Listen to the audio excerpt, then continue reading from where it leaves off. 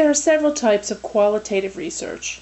There's grounded research, phenomenology, ethnography, and there are two types of ethnographic studies. First is an anthropologic type, which quite often is just called plain old ethnography, and the second is historic research.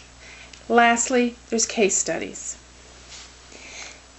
First, let's examine grounded theory.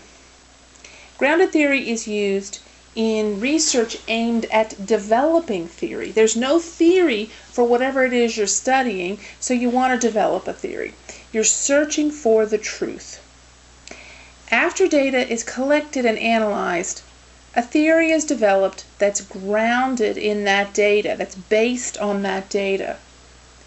Grounded theory is searching for the truth in that it is trying to organize the data to describe the truth of the interactions between people. This type of research is used to study social processes and structures. It can look at the process or change as it occurs over a time. So it's not necessarily a static cross-sectional look, it may be a longitudinal look of how is this process changing over time. There are several premises for grounded theory on which the theory is based. First is that our actions are based on what we believe the thing we're looking at means.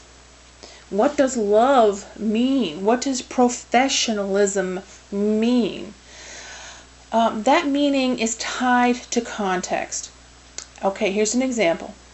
A family that highly values education may believe that a grade of D is a failure. But a family that's made up of people who don't have much formal education may believe that a grade of D is not that important. A second example. A family who's from a culture who lives in the present and focuses on the present will probably not value prenatal care as much as a family who is from a culture that has a future orientation. And the last premise is meanings are derived from social interactions, such as culture. That present orientation versus a future orientation, that's very much culturally derived. Phenomenology. This type of research emphasizes the subjectivity of the human experience. It looks at different phenomena from the lived experience of the study participants. Now, lived experience is the key term, and that quite often you hear that term, think phenomenology. Okay, let's look at this comic strip of Garfield. In the first slide here, we see Garfield finding some glasses on the ground and wondering who it's from. In the second slide, we see that he's put the glasses on and everything has changed. The way the sun looks, we've got this big old blast of the sun coming towards him. Odie, the dog, now suddenly has this two-sided face. And in the third frame, we see him throwing the glasses aside and say, Pablo Picasso's. That's who the glasses were. Phenomenology is looking at the world through someone else's glasses. It's seeing the world as other people do.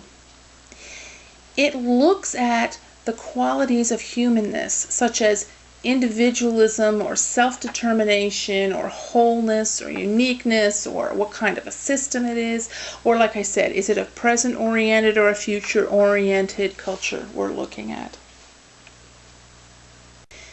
Phenomenology uses a concept called bracketing.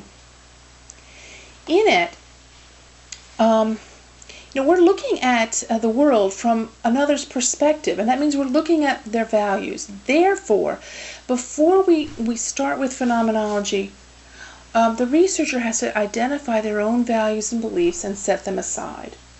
Otherwise, they're going to bias the study results. An example is when studying the experience of mothers who've had a child die, The researcher must identify what her own reactions would be and set them aside. Otherwise, those beliefs and values will bias how she interprets the responses of her participants. The researcher has to have no preconceived notions on what they're going to find.